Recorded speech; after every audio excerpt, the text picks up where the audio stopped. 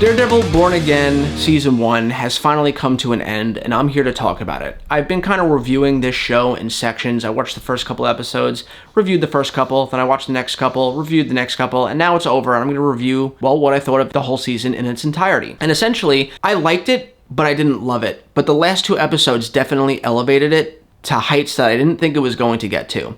Now, on one hand, I've talked countless times on this channel about how, for me personally, I'm not saying this is the right or wrong way to think, but me personally, I do not like the reluctant hero arc. I do not like the arcs where the heroes go, I don't want to be the hero anymore. I get it from a human being standpoint. It's like, how many nights are you going to go out and fight crime before at the end of the day you lay down in bed and go, I want to be loved. I don't want to do this every night anymore. I want to do something for myself. I get it, but I don't care. I don't care. I don't want to see the moping Tobey Maguire who doesn't want to be Spider-Man anymore. I don't want to see the moping Batman that doesn't want to be Batman anymore. I'm not paying a ticket to go and watch their alter egos go through a midlife crisis. I'm paying to watch Batman suit up and beat the shit out of the bad guys of Gotham. I'm going to watch Spider-Man swing through the city and take down the Scorpion. I just don't care. There are plenty of other great arcs you could put these characters through that don't require them to have a conflict of, do I want to be Spider-Man or not anymore? I just don't like it. And when they first dropped a couple trailers for Daredevil, I talked about how I hope they didn't draw out the whole reluctant hero story arc and that they would only spend 2 or 3 episodes doing that before he finally suits up again. And they went the entire season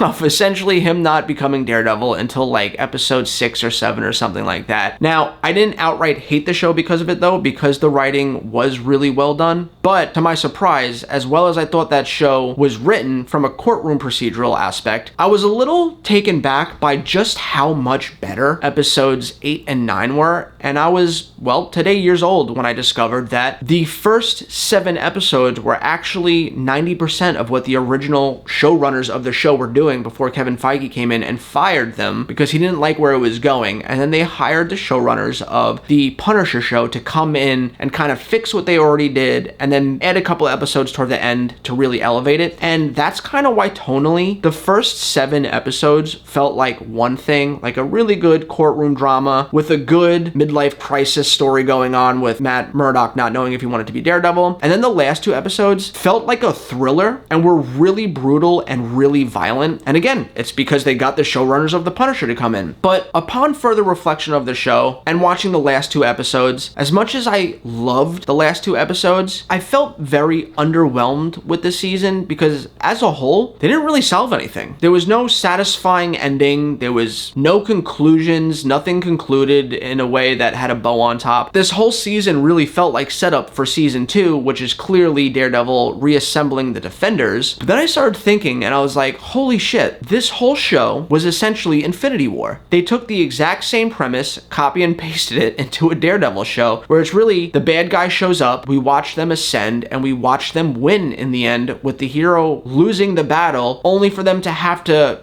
get their bearings and reassemble in season 2 and save the day, just like in Endgame. And when I started thinking about that, I was like, well, clearly they're taking the approach of it ain't broke, don't fix it. And at the end of the day, I overall liked the show. It was just a mixed bag of emotions because on the one hand, I did like the courtroom stuff. I thought it was fun and I thought it was interesting, but I thought it was a bad Daredevil show. Like Superman Returns, I thought was a bad Superman movie, but was a good first contact alien movie about a dude coming back from another world and the old life he left behind not really being there for him anymore. It's the same concept. It was a good show about a blind lawyer just trying to do the right thing and a really bad guy becoming a mayor, but it was a bad superhero show. So in that aspect, I was kind of hovering around the 6 out of 10 mark. And then because of how good the last 2 episodes were, it bumped all the way up to like a 7.5. So overall, it's a good show. But then because the show didn't really solve anything for me, it didn't really end in a satisfying way, it brought it back down to a 6.5. And that's kind of where I'm hovering at right now. I wish that they set up more things that Matt Murdock could have achieved so that we had a little bit more of like a satisfying ending. And then you still could have ended with the fact that he didn't defeat the mayor yet. He has to go and assemble the Defenders, but maybe they should have had the whole Muse thing end in the last episode as well, so that you at least got a victory in the last episode before Matt goes on to lose the battle against Kingpin, leading to him having to go off into season 2. So at the end of the day, I'm going to give this movie a 6.5.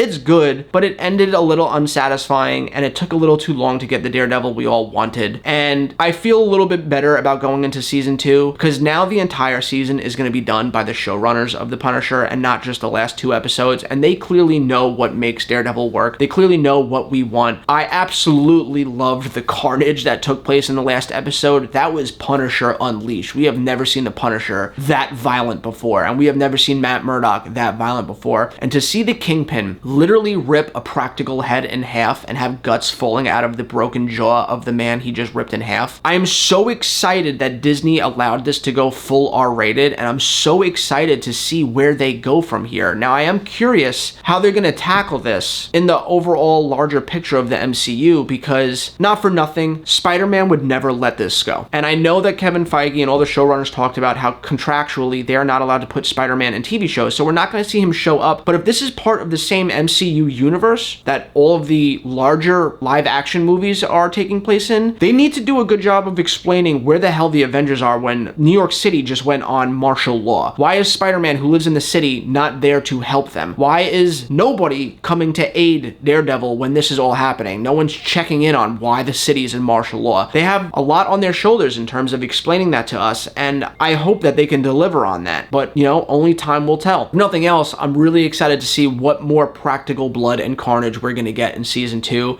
I am giving the show a 6.5, but again, that's because it was a Frankenstein of a project amongst a bunch of different showrunners. But I think that season 2 is going to be much better, and I am still very excited for it. And at the end of the day, I do really hope we get Daredevil and Punisher in Secret Wars, where they have to bring in 400 different superheroes just to save the day. Anyway, let me know what you guys think in the comments down below. What did you think of Daredevil Born Again as a whole? Were you disappointed like I was, or did you think the entirety of the show was excellent? Let's talk about it in the comments down below. And as always, guys, I hope you have a great rest of your week, and I will catch you next time.